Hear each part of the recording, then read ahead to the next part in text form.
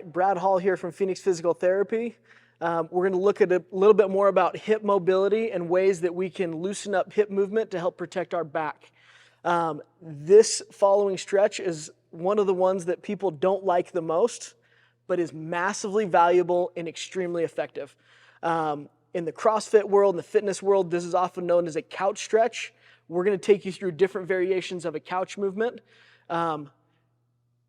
Little word of warning before we begin. This is one that puts quite a bit of mechanical load on the knee. So as we are stretching a quad and a hip structure, it's extremely important to know that if we're creating mechanical force on the knee that's painful, we can look for ways to adjust out of it. But if it's aggravating and irritating, this is not one to push through the pain when it pertains to the actual kneecap contact on the femur, okay?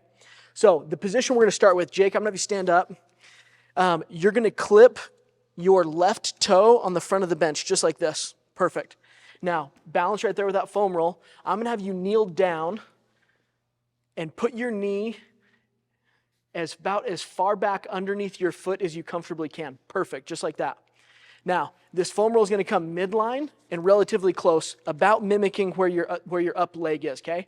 Both hands are going to go on the foam roll.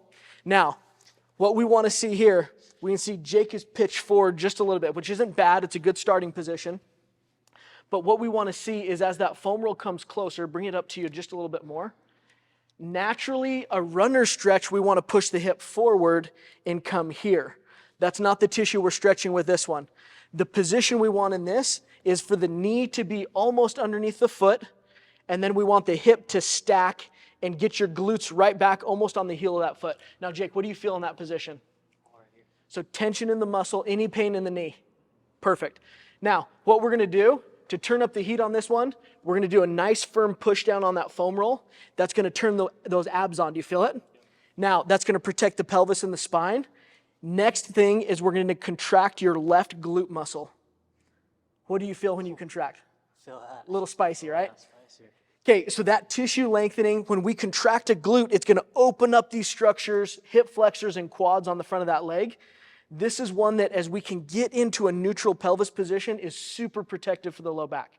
So variation number one, we're going to start here. We're going to left glute contract again, turn it on. Perfect. And it's almost like you're going to be going up, right? We're not thrusting forward. We're going to get tall, and then we're going to let down and relax. Typically 10 reps of that is going to be a sufficient dose to notice that length, release of tissue, maybe guarding, even some scar tissue. People will say it feels like it's tearing. Now, there can definitely be injury performed on this one, but in reality, a lot of that tissue lockup does need to be loosened and needs to be broken down. We'll give the analogy that quad muscle microscopically looks like dreadlocks. We want it to look like Pantene Pro V commercial, right? So lengthening and opening of that tissue, we're combing out the tangles, we're getting that tissue to be longer, straighter, cleaner, okay? Now, variation number two, you're going to keep your left hand on the foam roll, and you're going to rotate to your right and grab your foot. I'll get out of the way here. So you're going to grab your back foot here. Back foot. Perfect. Now again, nice and tall. Perfect. You get that nice rotational load. What's different on this one? Feeling it more coming into the midline. You can get more of a groin. A lot of times people will feel it more on the outside of the quad or higher into the groin. That's very normal. So this position, again, contract the glute and get that nice firm. You okay? Okay, so variation number two is rotation. Now the last one, you're going to face straight ahead again. Now we're going to go hands over the head. So ditch the foam roll. Now you're going to side bend away from your down leg. And you'll start to get that opening, some quad. What else do you feel as you create that position? Coming more down into, I feel it in the quad, I feel it more into the side. Some obliques, some ribs. And again, stretch a movement, not a muscle, right? We're focusing on whatever's resisting is the tissue we want to lengthen.